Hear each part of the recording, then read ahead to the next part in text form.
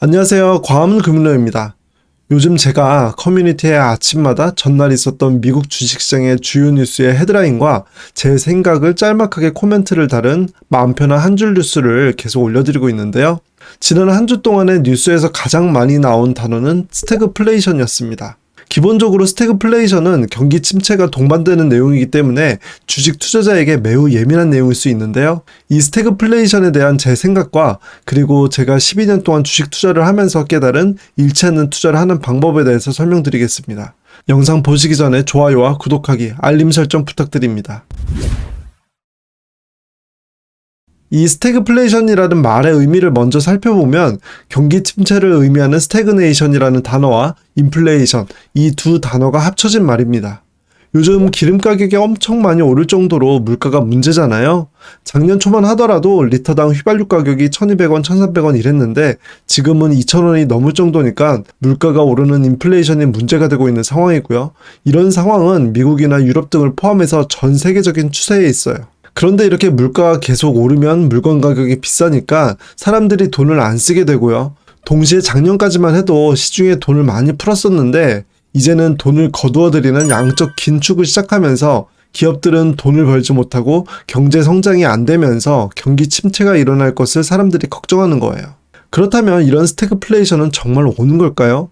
이걸 알아보기 위해서 여러 전문가들은 지난 한 주 동안에 어떤 의견을 내놨는지 확인해 볼게요. 우선 첫 번째로 준비한 기사를 보시면 미국의 주요 대기업 CFO, 그러니까 대기업에서 재무를 관리하는 최고 책임자들 중에 77%가 내년 상반기 중에 경기 침체가 일어날 것으로 응답을 했다는 기사예요. 그리고 이 중에 가장 많은 40%의 응답자들이 인플레이션 때문에 경기 침체가 일어날 것으로 예상을 했고요. 그 다음은 세계적인 투자은행인 JP 모건 체이스의 CEO 제이미 다이먼의 인터뷰 기사인데요. 코로나19 때 미국에서 경기를 부양하기 위해서 돈을 엄청나게 풀었고요. 또 이번 달부터는 돈을 엄청나게 거두어들이는 양적 긴축을 얼마 전부터 시작을 했죠. 그런데 이렇게 돈을 엄청나게 풀고 엄청나게 거두어들이는 경험은 미국 경제 역사상으로도 거의 없는 일이기 때문에 이 제이미 다이먼은 이게 경제에 엄청난 악영향을 미칠 것으로 예상하고 있습니다. 하지만 이렇게 경기 침체를 예상하는 의견과 반대의 목소리도 있는데요. 기사의 내용을 살펴보면 월가 대다수 이코노미스트들은 소비 지출과 기업 지출이 여전히 강력하기 때문에 2분기에는 경제가 성장세로 돌아설 것으로 기대하고 있다. 스태그플레이션은 2개 분기 이상 고물가와 저성장이 지속되는 상황을 의미한다. 1분기 미국 경제가 저성장과 고물가를 겪긴 했지만 아직까지는 스태그플레이션을 우려할 단계는 아니라는 거다. 이런 기사 내용처럼 월가의 이코노미스트들은 아직 스태그플레이션을 논하기에는 이르다 이렇게 말하고 있습니다. 그러면 이렇게 전문가마다 의견이 다른 상황인데 앞으로 어떻게 되는 걸까요?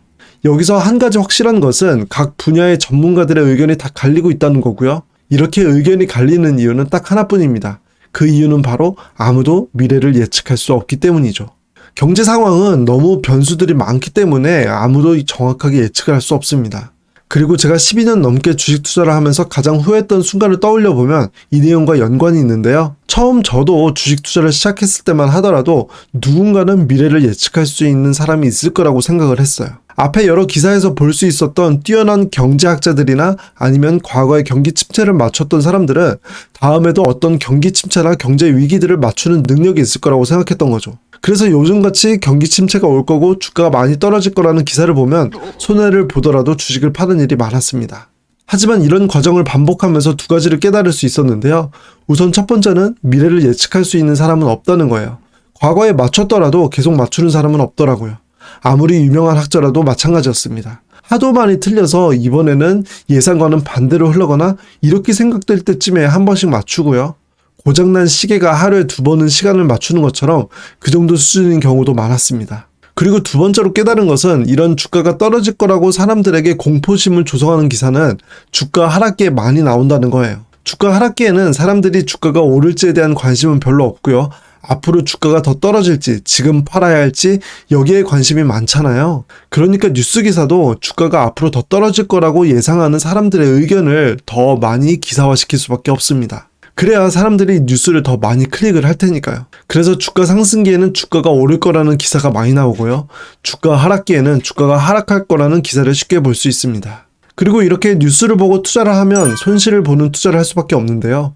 이미 주가가 많이 하락해서 손실을 보고 있는 상황인데 팔아버리면 당연히 손실을 보는 거죠. 반대로 주가가 좀 오르기 시작하면 그때 사라는 기사가 많이 나오잖아요. 그러면 주가가 오른 상태에서 사게 되는 겁니다. 주식 투자는 기본적으로 싸게 사서 비싸게 팔아야 수익을 얻을 수 있잖아요. 그런데 이렇게 투자를 하면 비싸게 사서 싸게 파는 것을 반복하고요. 결국 손실이 나는 투자를 하게 됩니다. 이 두 가지를 경험을 통해 깨닫게 된 이후로는 저는 두 가지를 바꿨습니다. 우선 첫 번째는 경제 뉴스를 읽을 때 사실 위주로만 읽는다는 거예요.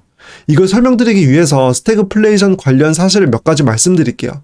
1970년에서 80년 사이에 미국 경제에서 스태그플레이션이 큰 문제가 되었었는데요. 그리고 이때의 경제 상황과 현재의 경제 상황이 비슷하다는 말이 많잖아요.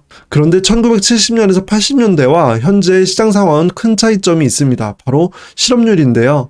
1970년에서 80년대의 실업률이 10% 수준까지 치솟았거든요. 하지만 미국 노동부가 최근에 발표한 미국의 5월 실업률은 3.6%이고요. 추세상으로도 이렇게 계속 하락하는 추세에서 유지가 되고 있는 것을 확인할 수가 있죠. 기본적으로 사람들이 고용이 안 돼서 실업자가 많아지고 돈을 못 벌어야 경기 침체 확률이 높아지는 게 당연하잖아요. 그런데 지금은 그런 상황이 아니라는 거죠. 그리고 두 번째로는 1970년에서 80년대에는 미국의 경제산업의 구조가 지금과는 많이 달랐는데요. 당시에 스태그플레이션의 가장 큰 원인이 석유 가격이 엄청나게 상승했던 석유 파동 때문이었거든요. 그리고 당시 미국 경제를 좌우하는 시가총액 상위 기업의 에너지 관련 기업들이 대부분이었기 때문에 경제 전반에 걸쳐서 타격이 아주 클 수밖에 없었어요. 하지만 지금은 아시다시피 애플이나 마이크로소프트 같은 IT 관련 기업들이 미국 경제의 중심이라는 차이점이 있죠. 물론 유가가 오르고 인플레이션이 문제가 되는 상황이라는 점은 비슷하긴 하지만 1970년대와는 여러 차이점이 있다는 것을 뉴스 기사에서 팩트만 보면 확인할 수가 있습니다. 그렇다고 해서 이런 차이점이 있기 때문에 경기 침체 걱정 마시고요. 단기간에 오릅니다. 이렇게 말씀드리는 게 아니에요. 단기간 주가 향방은 아무도 모르기 때문이죠.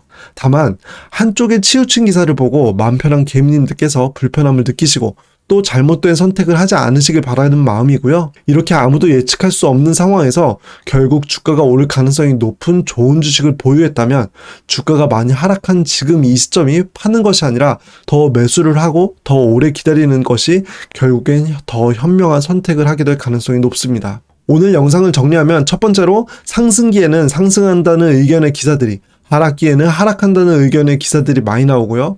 그렇기 때문에 이런 의견을 듣고 흔들리기보다는 기사를 사실 위주로 읽는 것이 필요하고 스스로 판단을 내려보는 것이 좋습니다.